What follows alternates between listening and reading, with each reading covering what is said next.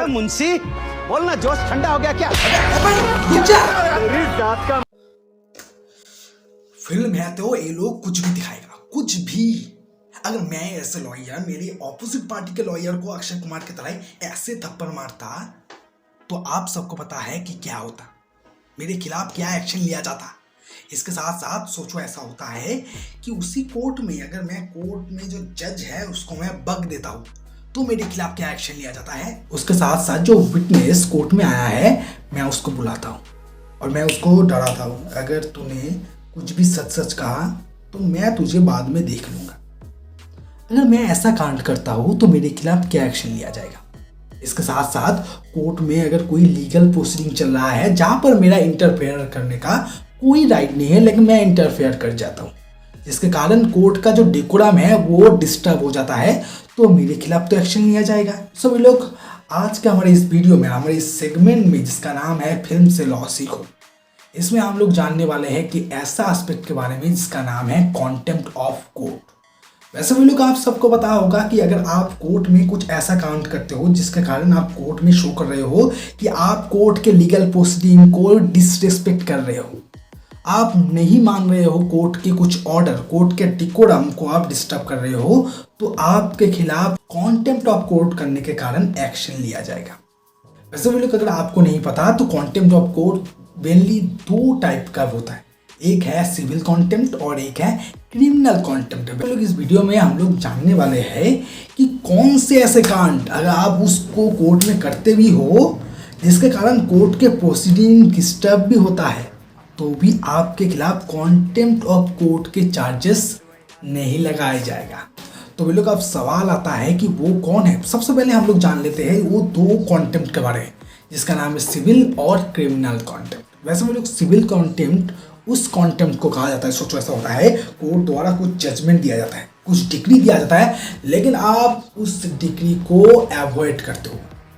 सिर्फ लॉयर नहीं, अगर आप क्लाइंट भी हो, आप पार्टी भी हो उस केस में, अगर आप कोर्ट के उस डिग्री, उस जजमेंट को एकदम इग्नोर करते हो, नहीं मानते हो, तो सिचुएशन में आपके खिलाफ कॉन्टेम्प्ट ऑफ कोर्ट करने के कारण लीगल एक्शन लिया जाएगा। अगर कोर्ट में आपको कहा जाता है कि कोर्ट में आपको इस डॉक्यूमेंट को प्रोड्यूस करना है, मेनली सिविल कोर्ट में, और आपके पास वो डॉक्यूमेंट है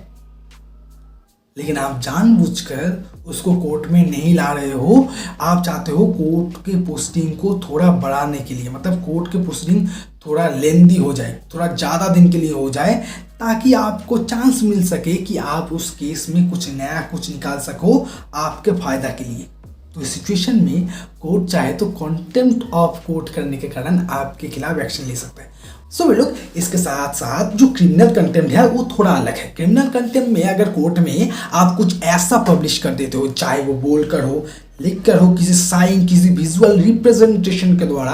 आप कुछ ऐसा चीज़ पब्लिश करते हो जिसके कारण जो कोर्ट का ऑथोरिटी है, जो कोर्ट का एडमिनिस्ट्रेशन ऑफ जस्टिस है, वो हिल जाता है, उसको डिस्टर्ब हो जाता है। वो सोचता है कि आप कोर्ट को डिसरेस्पेक्ट कर रहे हो, या आप कोर्ट में जब जस्टिस के लिए बात हो रहा है, जब जस्टिस को ढूंढा जा रहा है और उस टाइम में आप कोर्ट में आकर कोर्ट में सब कुछ इंटरफेयर कर देते हो, कोर्ट डिस्टर्ब कर देते हो, तो सिचुएशन को कहा जाएगा कॉन्टेम्प्ट ऑफ कोर्ट, मतलब क्रिमिनल कॉन्टेम्प्ट ऑफ कोर्ट। जैसे अक्षय कुमार इस फिल्म में हमने देखा कैसे अक्षय कुमार उसके ऑपोजिट लॉयर को थप्पड़ मार दिया,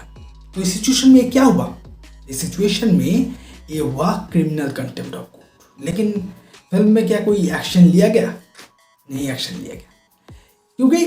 एक ऐसा भी एस्पेक्ट है जहां पर कोर्ट चाहे तो कंटेम्प्ट ऑफ कोर्ट करने के बावजूद आपके खिलाफ कोई भी एक्शन नहीं लिया जाएगा। तो इसके लिए हम लोग को जानना पड़ेगा punishment of contempt of court, चाहे आप सिविल कंटेम्प्ट करें या criminal contempt. Mainly contempt of court का जो पनिशमेंट होता है वो दो तरीके का होता है। एक है कि आपको पनिशमेंट दिया जाएगा। पहला पनिशमेंट तो ये है कि अगर कोर्ट को लगता है तो आपको 6 महीने के लिए, 6 महीने से ज़्यादा नहीं, 6 महीने के लिए आपको जुडिशियल कस्टडी में भेज सकता है। इसके साथ साथ आपके पास से 2000 रुपये का फाइन भी इम्पोज कर सकता है, या दोनों में से एक कर सकता है, या दोनों ही कर सकता है। इसके अलावा जो दूसरा एस्पेक्ट है, कोर्ट आपको ये कह सकता है कि आपने जो कांड किया है इसके लिए आप कोर्ट में एक माफीनामा दीजिए, एक जो एपोलॉजी लेटर दीजिए, जिसके कारण आपको एक कारण मेंशन करना पड़ेगा कि आपसे ऐसा क्यों हो गया, क्यों हुआ ऐसा। अगर कोर्ट उसको एक्सेप्ट कर लेता है तो आपको पनिशमेंट नहीं दिया जाएगा। साथ साथ अगर आपको ये लगता है कि सिर्फ एक कोर्ट में, चाहे वो लोअर कोर्ट हो, एक कोर्ट में अगर एक लॉयर, एक लॉ क्लर्क या एक क्लाइंट, मतलब एक पार्टी अगर कुछ ऐसा कांड करता है तो ही सिर्फ कॉन्टेम्प्ट होगा, नहीं। अगर कोर्ट में कोई भी आदमी इंटरफेयर करता है, कोई भी थर्ड पर्सन भी इंटरफेयर करता है, तो उसके खिलाफ भी कॉन्टेम्प्ट ऑफ कोर्ट के करने के कारण एक्शन लिया जा सकता है। अगर उस केस में जज भी ऐसा काम करता है जो कोर्ट को डिस्टर्ब करता है, मतलब कोर्ट के डेकोरम को डिस्टर्ब करता है, अगर जज, तो उसके खिलाफ भी कंटेम्प्ट का चार्जेस लगाया जाएगा। और ये जो चार्जेस लगाया जाएगा, तो इसका जो पूरा मैटर है ये देखा जाएगा, मतलब ये अच्छी तरह से इन्वेस्टिगेट किया जाएगा under the guidelines of high court. इसके साथ साथ मैं आपको और एक चीज़ बताना चाहता हूँ, अगर आप हाई कोर्ट या सुप्रीम कोर्ट में कंटेम्प्ट ऑफ कोर्ट करते हो, तो हाई कोर्ट चाहे तो उस सिचुएशन में जब आप कंटेम्प्ट ऑफ कोर्ट कर रहे हो, उसी सिचुएशन में उसी टाइम आपको कह सकता है कि आपने ये कांड किया है। सोचो किसी ने हाई कोर्ट में आकर कोई झूठा गवाह दिया है, तो हाई कोर्ट उसको कह सकता है कि तुम झूठा गवाह दे रहे हो, तुम गलत कह रहे हो, तुम झूठ कह रहे हो, इसी की वजह से तुमको 3 महीने के लिए तुमको जुडिशियल कस्टडी में भेजा रहा है due to contempt of court. तो अगर हाई कोर्ट चाहे या सुप्रीम कोर्ट उसी टाइम जब कंटेम्प्ट ऑफ कोर्ट हो रहा है, उस टाइम उस आदमी को जुडिशियल कस्टडी में भेज सकता है। इसके साथ साथ जिस पॉइंट में हम लोग बात करने वाले थे कि कब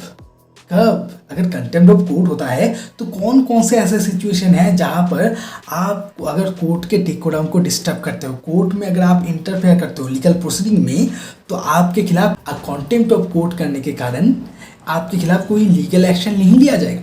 वैसे भी लोग, अगर आप कोर्ट में आकर अगर आप कुछ पब्लिश करते हो, चाहे वो कुछ कहकर या कुछ लिखकर कुछ ऐसा पब्लिश करते हो जो फेयर है, जो एक्यूरेट है जुडिशियल प्रोसीडिंग के लिए,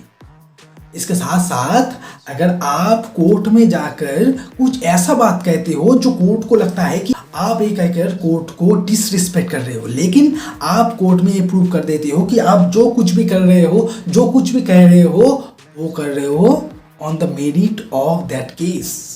आप जिस केस से रिलेटेड बात कर रहे हो, उस केस से मेरिट के लिए, उस केस के मेरिट के लिए आप ऐसा काम कर रहे हो, तो उस सिचुएशन में आपके खिलाफ कंटेम्प्ट ऑफ कोर्ट करने के बावजूद आपके खिलाफ कोई एक्शन नहीं लिया जाएगा। इसके साथ साथ कोर्ट में आकर आप अगर इंटरफेयर करते हो for the end of justice, आपका जो इंटेंशन है वो गुड फेथ है, आपका जो इंटेंशन है only and only justice. So for the end of justice, अगर आप कुछ ऐसा कांड करते हो जो देखने में कंटेम्प्ट ऑफ कोर्ट तो लगता है, लेकिन आपका इंटेंशन वो नहीं है, तो आपके खिलाफ कंटेम्प्ट ऑफ कोर्ट करने के बावजूद कोई एक्शन नहीं लिया जाएगा। Last but not the least, अगर आप प्रायरली कोर्ट से परमिट ले लेते हो कि आप कुछ ऐसा कांड करना चाहते हो जो सबके सामने कंटेम्प्ट ऑफ कोर्ट है, लेकिन for the justification of truth ढूंढने के लिए, अगर किसी भी कोर्ट में ट्रूथ ढूंढने के लिए वो जरूरी है, अगर कोर्ट आपको परमिशन दे देता है, तो इससे बड़ा कंटेम्प्ट ऑफ कोर्ट करने का चांस, इससे बड़ा कंटेम्प्ट ऑफ कोर्ट करने का आपको जो मौका मिल रहा है, तो इस सिचुएशन में कोर्ट आपके खिलाफ कोई भी एक्शन नहीं लेगा। आप कंटेम्प्ट ऑफ कोर्ट तो कर दिए, सोचो आप हाई कोर्ट में कंटेम्प्ट ऑफ कोर्ट कर दिए, आपके खिलाफ लीगल एक्शन लेना स्टार्ट हो चुका है, तो इस सिचुएशन में आपको लगता है कि आप कंटेम्प्ट ऑफ कोर्ट नहीं किए हो, आप जितना भी कांड किए हो आप किए हो for the end of justice, लेकिन कोर्ट को लगता है कि आप कंटेम्प्ट ऑफ कोर्ट किए हो। लेकिन इस सिचुएशन में आप अपने आप को बचाने के लिए कहाँ पर जा सकते हो? तो आपको क्या करना पड़ेगा? आपको करना पड़ेगा अपील। तो वे लोग सोचो, ऐसा होता है कि हाई कोर्ट में अगर एक सिंगल जज बेंच, किसी बेंच में अगर एक सिंगल जज बैठे हुए है और वो आपको ऐसा कहता है कि आप कॉन्टेम्प्ट ऑफ कोर्ट किया हो और आपके लिए इसको और ये करने के लिए आपको सजा दिया जाएगा, तो उस सिचुएशन में आप अपील करोगे उसी हाई कोर्ट के उस बेंच में जहाँ पर कम से कम दो जजेस बैठते हो, मतलब उस बेंच में जहाँ पर 2 जजेस बैठते हो। लेकिन आपके दिमाग में ये आ रहा है कि अगर वो जो कंटेम्प्ट ऑफ कोर्ट का एलिगेशन, मतलब वो कंटेम्प्ट ऑफ कोर्ट करने का जो पनिशमेंट अगर दिया जाता है हाई कोर्ट के उस बेंच द्वारा जहाँ पर 2 जजेस बैठते हो, तो उस सिचुएशन में आपको कहाँ जाना पड़ेगा? तो उस सिचुएशन में आपके पास कोई ऑप्शन नहीं होगा, आपको जाना पड़ेगा directly supreme court. So video के वीडियो अगर थोड़ा भी अच्छा लगे तो मेरे इस चैनल को सब्सक्राइब कीजिए और इस लीगल स्टार को आगे बढ़ाइए।